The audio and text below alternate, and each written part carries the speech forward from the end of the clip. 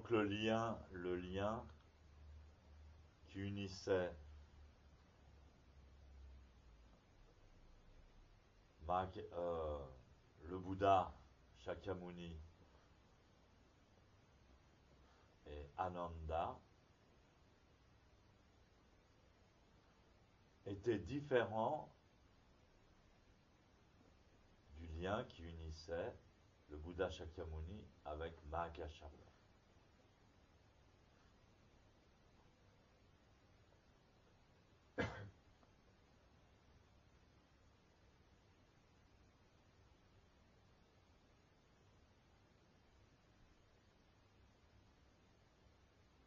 J'ai raconté dans la dernière session que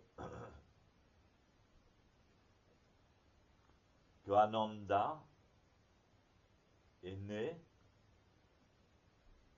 exactement au même moment où le Bouddha a obtenu l'illumination.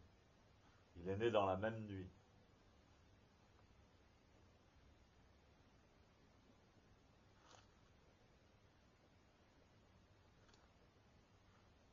Il faut savoir également une chose, c'est que Ananda fit le vœu de parvenir à l'éveil parfait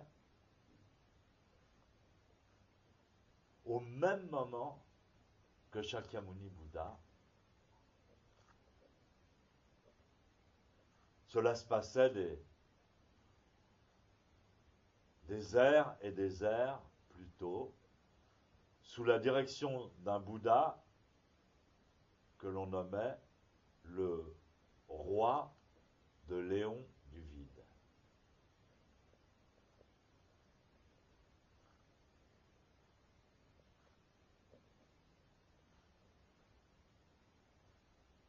Vous savez que ce qui précède la pratique, ce qui précède la rencontre avec un maître, ce qui précède l'ordination, ce qui précède la transmission, c'est le vœu, c'est-à-dire que c'est nous-mêmes qui avons créé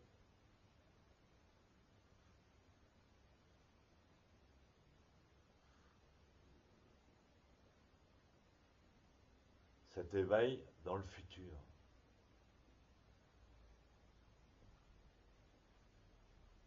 Et donc dans le bouddhisme, c'est pour ça que recevoir les trois trésors, par exemple, c'est une cérémonie.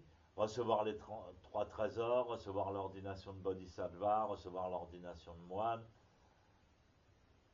ce sont des cérémonies qui symbolisent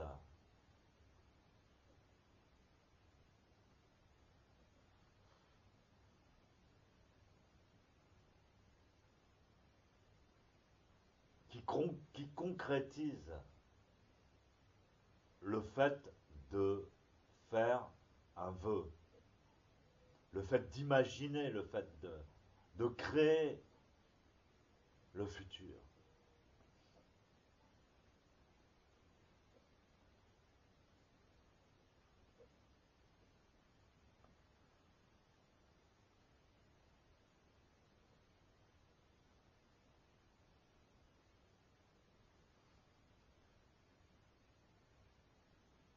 Tout ce que vous imaginez avec votre imagination, votre cerveau, vos pensées, et avec votre cœur surtout. Ce matin, je pensais, je parlais justement de la pensée sans mots.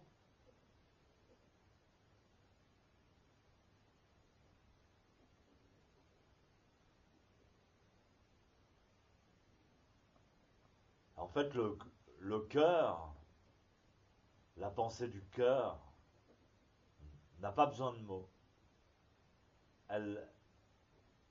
C'est la pensée qui engendre directement l'émotion de la réalité future.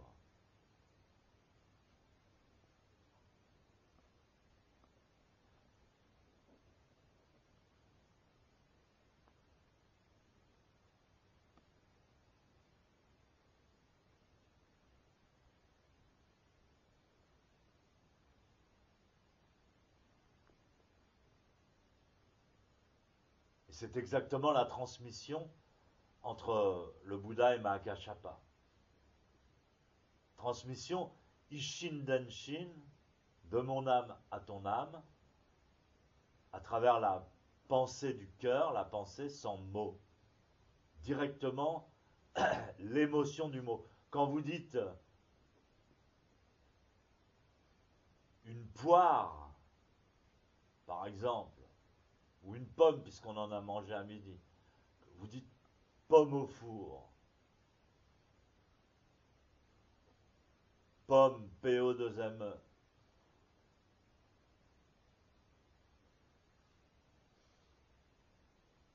Évidemment, vous savez que pomme, c'est un fruit.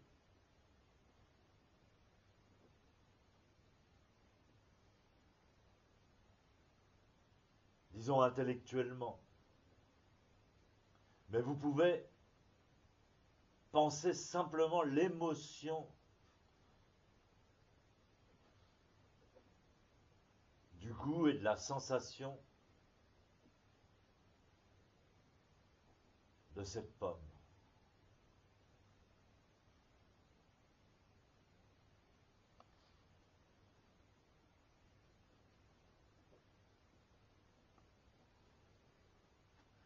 Donc le vœu, c'est la création du futur par l'appréhension de cette émotion qu'on ne connaît pas encore, mais je voudrais, je souhaite, qu'est-ce que vous souhaitez en fin de compte? Quelle est l'image du bonheur, de l'accomplissement?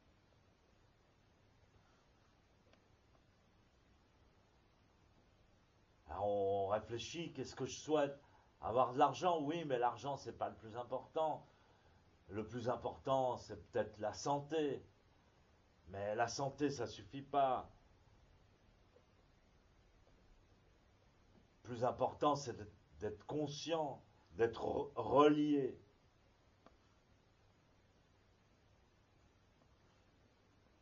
Et donc, tous les Bouddhas, à un moment donné, ont conçu par intuition le moment de leur illumination, de leur accomplissement sans faille.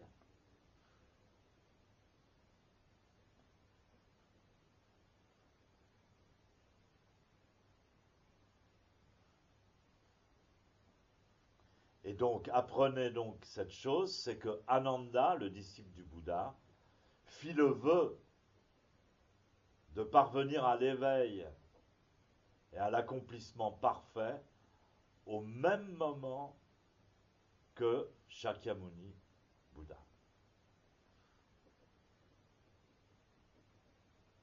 Donc, il y a très longtemps avant sa naissance en tant qu'Ananda.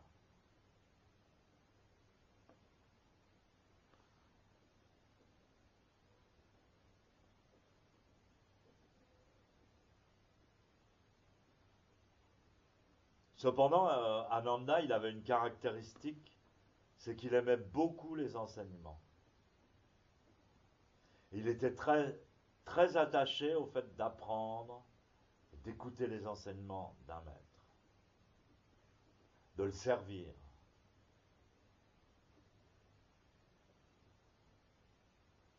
Très attaché à la position de disciple. Moi, je suis comme ça.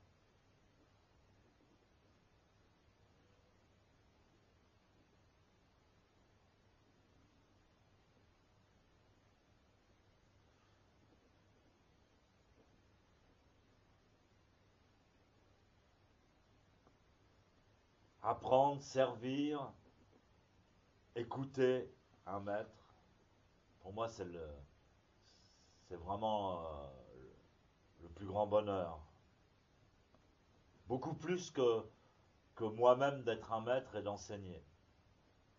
Par contre, il y a des gens, ils s'en foutent d'écouter des maîtres, ils veulent tout de suite, ils veulent enseigner, ils veulent qu'on les écoute, qu'on les admire.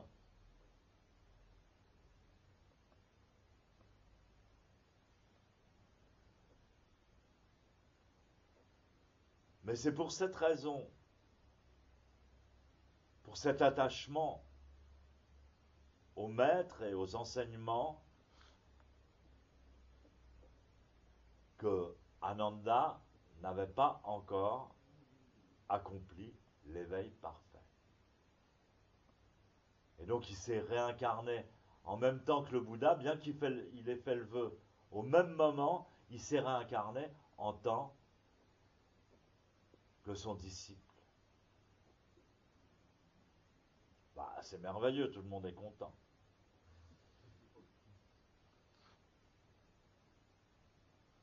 Et donc il s'est éveillé, il a atteint finalement l'éveil, il a reçu la transmission, mais 40 ans plus tard que le Bouddha. Il est devenu ainsi le troisième patriarche.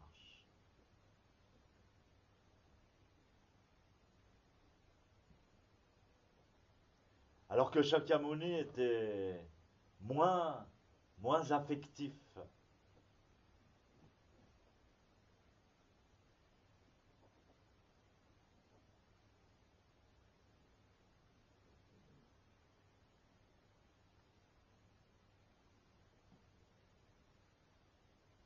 Il était plus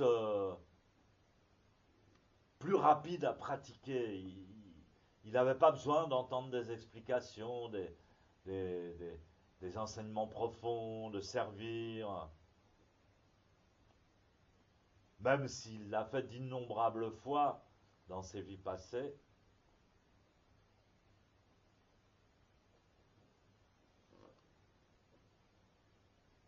Il pensait que la pratique elle-même était plus importante que la compréhension, ou que l'accumulation de compréhension.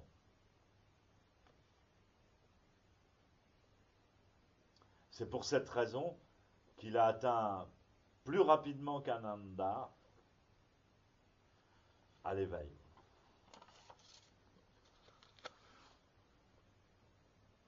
Il était plus diligent, plus discipliné.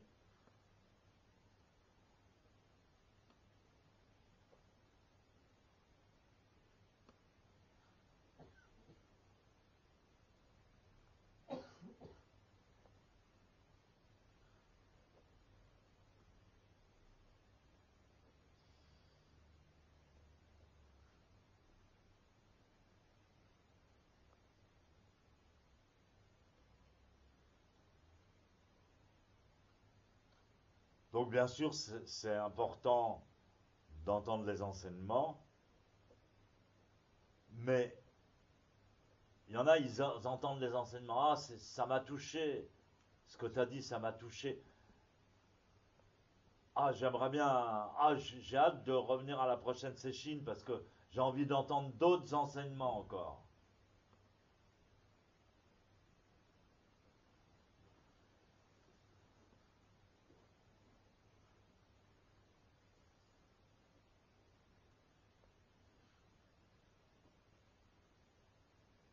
Il y en a d'autres, ils entendent l'enseignement et ils ont un réflexe différent. J'ai envie de le pratiquer, j'ai envie de le mettre en pratique.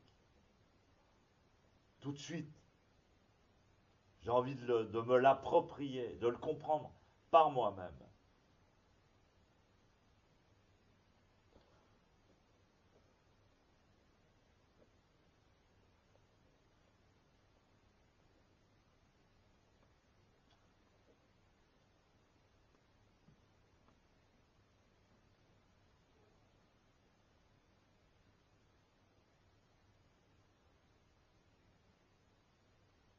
Bien sûr, l'enseignement et la relation avec le maître sont aussi importants que l'éveil final et en sont inséparables.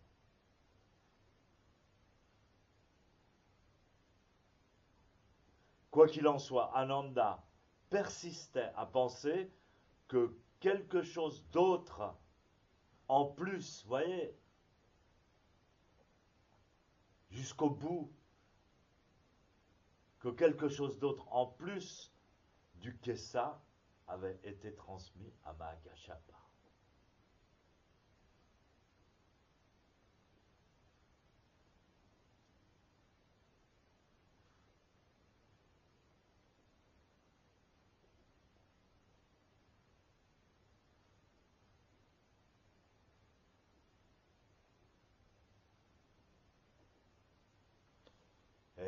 vous voyez l'importance du karma et de la fréquence du rôle de chacun des deux premiers patriarches.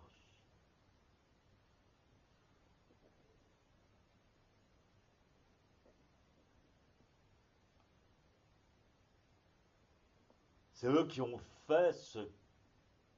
qui ont créé l'essence du bouddhisme.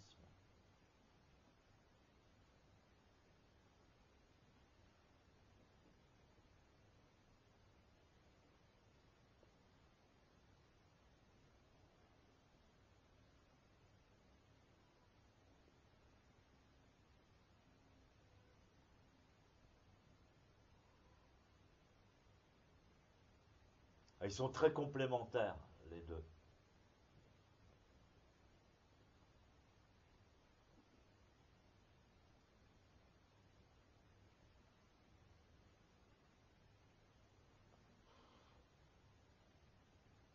Et c'est la même chose, les gens pratiquent zazen et ils pensent qu'il y a quelque chose en plus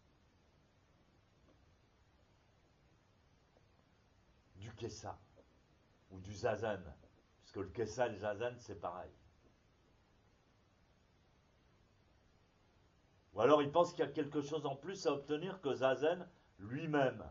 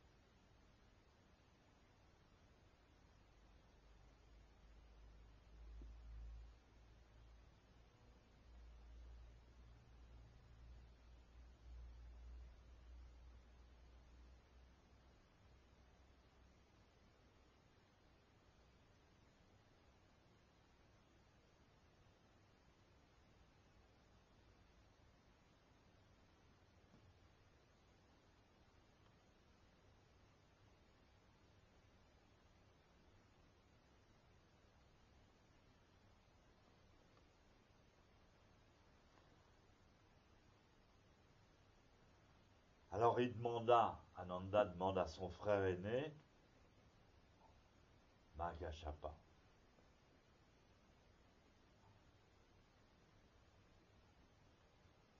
est-ce que quelque chose d'autre t'a été transmis par le Bouddha, en plus du kessa doré?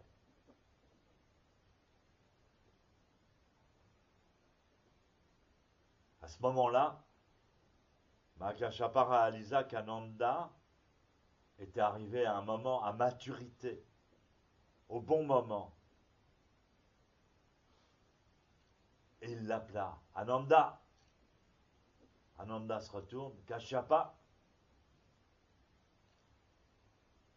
Et Kashyapa répliqua en un clin d'œil, fais tomber le poteau du drapeau devant le portail. En entendant ces mots, Ananda fut grandement éveillé. Et le kessa du Bouddha descendit immédiatement sur sa tête.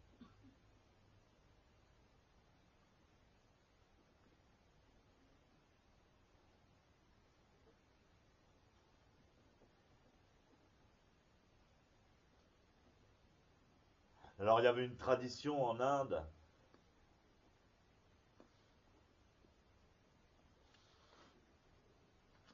Pendant des siècles, il y avait une tradition très très forte, c'était les joutes oratoires.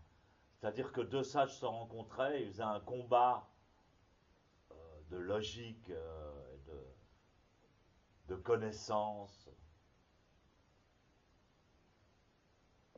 de sagesse.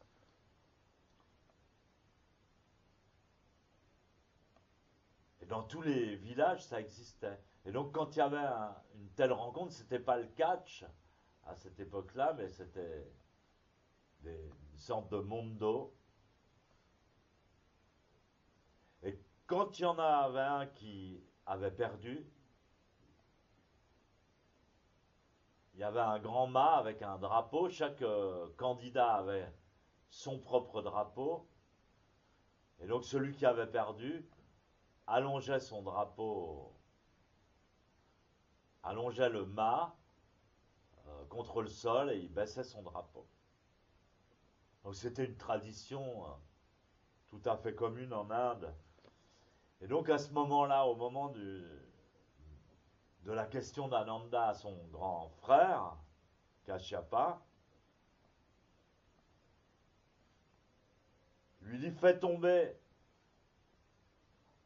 le poteau du drapeau, c'est comme un symbole de combat, de vouloir gagner, de vouloir obtenir quelque chose, de chercher. Ça veut dire arrête. Alors dans cette situation, il n'y avait qu'un seul poteau. Normalement, il y en avait deux. Donc ce poteau, il représentait la différence qu'il y aurait pu y avoir entre Mahakashapa et Ananda. En lui disant, vas-y, arrête. On est pareil, c'est bon.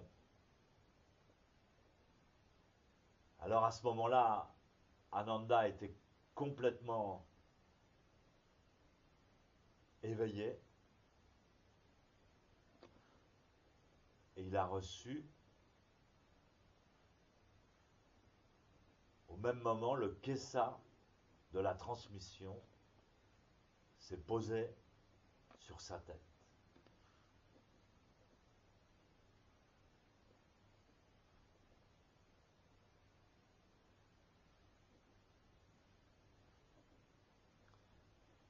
Cette robe, ce kessa, était celui qui avait été correctement transmis par les 7 Bouddhas du passé.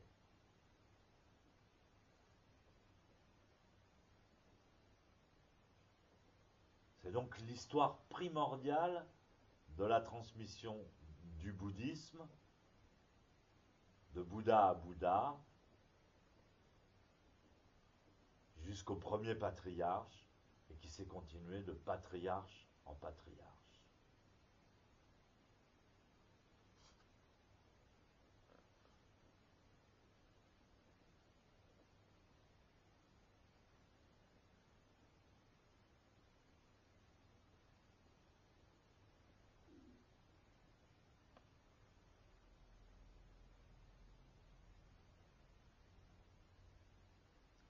Vous verrez si vous continuez Zazen, de toute façon, vous continuerez Zazen, peut-être dans des vies futures,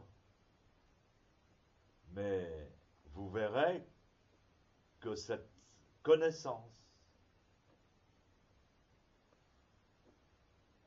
du fait qu'il n'y a rien eu, il n'y a pas eu de transmission spéciale en dehors du Kessa. Le fait de savoir ça, ça vous ouvrira la porte à la véritable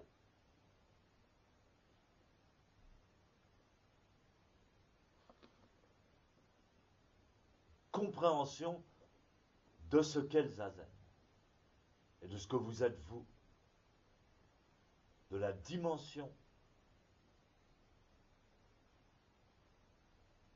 qu'ont les personnes qui pratiquent Zazen. Évidemment, tout le monde a cette dimension, mais ça ne les intéresse pas, ou ils ne sont pas encore mûrs, ils ne sont pas encore...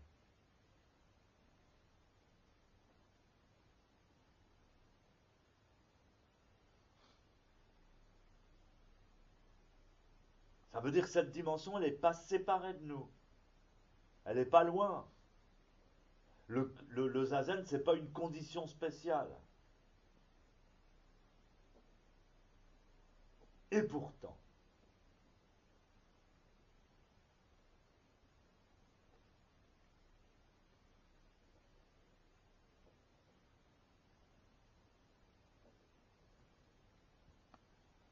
pas non plus la condition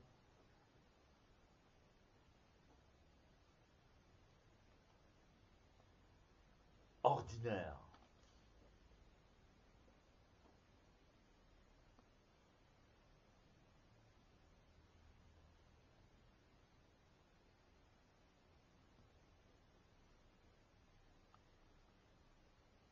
Alors pour rigoler, Maître Kodo Sawaki disait, mais qu'est-ce que c'est un être humain? Qu'est-ce que c'est un être humain? Qu'est-ce qu'il a de plus que les animaux? Il disait, c'est simplement un animal qui fume.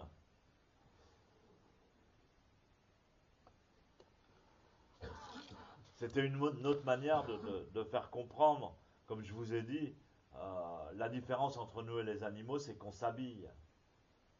Ça, c'est plus facile à comprendre. Et bien, la différence entre l'homme et le Bouddha, c'est le Kessa et c'est le Zazen.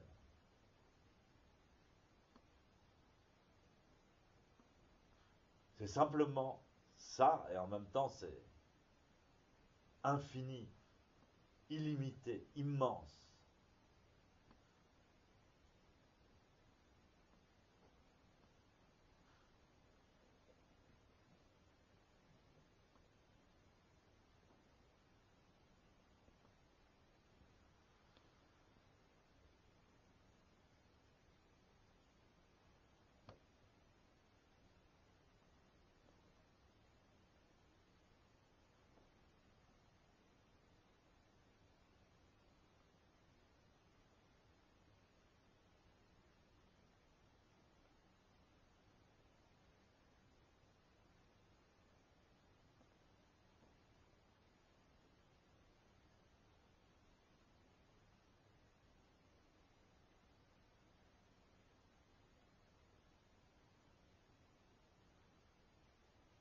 Kaijo.